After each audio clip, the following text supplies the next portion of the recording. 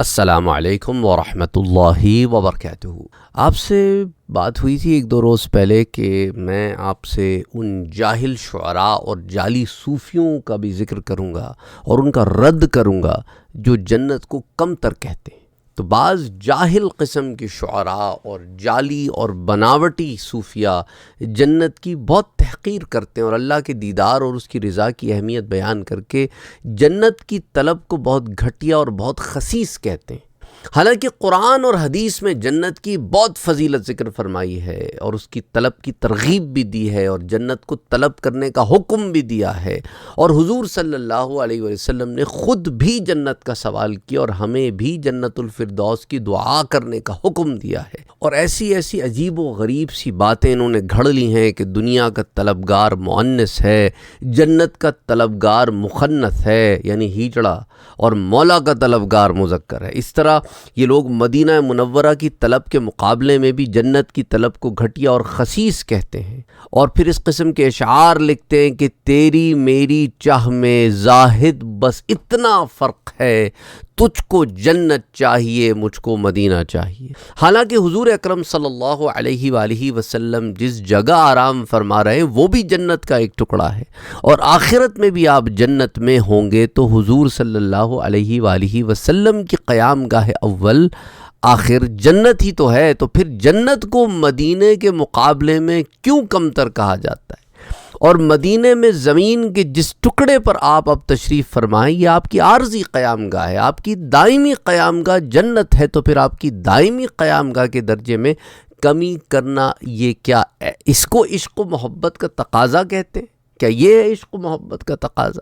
اور اللہ کی رضا کے مقابلے میں بھی جنت کو کم کا درجہ دینا اور گھٹیا کہنا، اور کہا جاتا ہے کہ ہم کو جنت نہیں اللہ کی صرف رضا چاہیے۔ ہم پوچھتے ہیں کہ جس جنت کی اللہ نے بہت تعریف کی اور اس کو طلب کرنے اور اس کی طرف دوڑنے کا حکم دیا ہے، کیا وہ کوئی ایسی ہی چیز ہے؟ اللہ کی رضا کے طالب ہونا اور اس رضا کے حصول کے لیے محنت کرنا، یہ تو بحیثیت مومن ہمارا کام ہے، اور اس رضا کے بدلے میں اللہ نے جو وعدہ فرمایا ہے، کیونکہ یاد رکھو اللہ انصاف فرماتا ہے، اللہ سبحانہ و تعالیٰ جو ہے کسی کے ساتھ کوئی ظلم زیادتی نہیں کرتا۔ تم اتنی محنتیں کرو اور وہ تمہیں اجر و ثواب بھی نہ دے، ایسا ہو نہیں سکتا۔ اور یاد رکھو وہ جنت ہی تو ہے جس میں تمہیں رب کا دیدار بھی نصیب ہوگا، تو وہ مقام جہاں تمہیں رب کا دیدار ملے وہ مقام کم درجے کا کیسے ہو سکتا ہے؟ اور وہاں کی سب سے بڑی نعمت ہی یہ ہے کہ اللہ کا دیدار مل جائے۔ دیکھو نا، سب سے بلند درجہ اللہ کا دیدار اور اس کی رضا کا ہے نا، اور اس کے بعد جنت کا درجہ ہے، لیکن یہ بلند درجات جنت میں ہی تو حاصل ہوں گے۔ اس لیے جنت کی طرف رغبت کرنی چاہیے کہ جنت کے حصول کی دعا، جیسا کہ صحیح بخاری اور صحیح مسلم کی متفقن علیہ ایک حدیث میں آپ کو بتاتا ہوں۔ صحیح بخاری میں حدیث 2793 اور صحیح مسلم میں حدیث 1882 اور سنن نسائی میں بھی آتی ہے۔ حضرت ابو ہریرہ رضی اللہ تعالیٰ عنہ اس کے راوی ہیں کہ کمان کے ایک سر کے برابر جتنی جگہ ان تمام جگہوں سے بہتر ہے نا جن پر سورج طلوع ہوتا ہے، اتنی سی جگہ، ایک کمان کتنی ہوتی ہے؟ چھوٹی سی ہوتی ہے نا، اتنی جگہ بھی جنت میں مل جائے نا تو ان تمام جگہوں سے بہتر ہے جس پر سورج طلوع ہوتا ہے یا غروب ہوتا ہے، یعنی دنیا اور اس کی ہر شے سے بہتر ہے اتنی سی جگہ بھی جنت میں اگر مل جائے۔ اور حضرت سہل رضی اللہ تعالیٰ عنہ بیان کرتے ہیں کہ میں نے حضور صلی اللہ علیہ وآلہ وسلم کو فرماتے ہوئے سنا کہ جنت میں ایک چابک، ایک ہنٹر ہوتا ہے نا، اس کے برابر جگہ بھی دنیا اور ما فیہا سے بہتر ہے، دنیا اور اس کی ہر شے سے بہتر ہے۔ یہ صحیح بخاری کی حدیث، صحیح بخاری میں ایک سے زائد دفعہ یہ حدیث آتی ہے، صحیح مسلم میں بھی آتی ہے، متفقن علیہ روایت ہے، بخاری اور مسلم دونوں میں موجود ہے، سنن نسائی میں، مسند امام احمد میں، سنن دارمی میں، اور اسی طرح المسند الجامع میں بھی آتی ہے۔ اور جنت کو کم تر قرار دینے والے جاہل شعراء اور جعلی صوفیہ حضرت ابراہیم کے قدموں کی خاک کے برابر بھی نہیں ہیں، اور حضرت ابراہیم نے حصول جنت کی دعا کی جو قرآن میں ہے، وَجْعَلْنِي مِن وَرَثَةِ جَنَّةِ النَّعِيمِ، اور مجھے نعمتوں والی جنت کے وارثوں میں سے بنا دے۔ اور ہمارے آقا صلی اللہ علیہ وآلہ وسلم نے بھی جنت کے حصول کی دعا کی ہے۔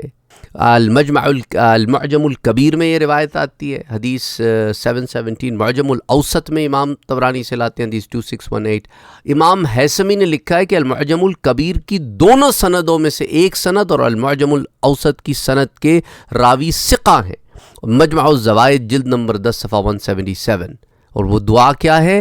اور میں تجھ سے جنت کے بلند درجات کا سوال کرتا ہوں۔ کون دعا کر رہا ہے؟ میرے پیارے نبی صلی اللہ علیہ وسلم۔ وَأَسْأَلُكَ الدَّرَجَاتِ الْعُلَى مِنَ الْجَنَّةِ، آمین۔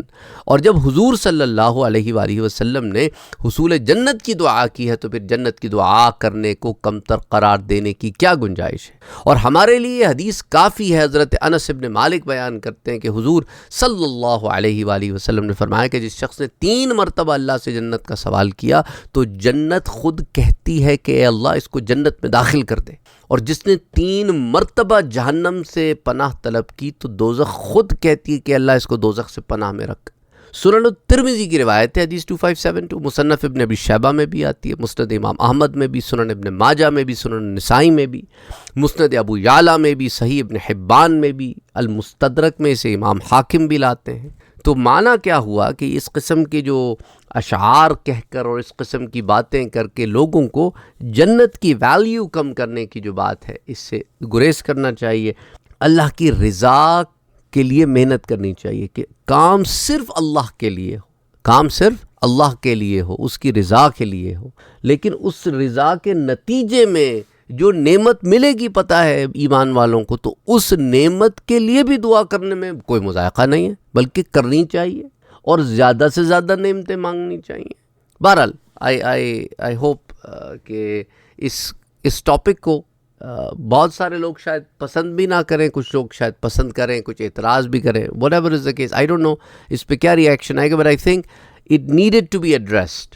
اس کی وجہ یہ کیونکہ ہمارے ہاں لوگ اس قسم کے اشعار بہت زیادہ مشہور بھی ہو جاتے ہیں، تو that's why I wanted to talk about it, اس لیے میں اس بارے میں ذرا بات کرنا چاہتا تھا۔ السلام علیکم ورحمۃ اللہ۔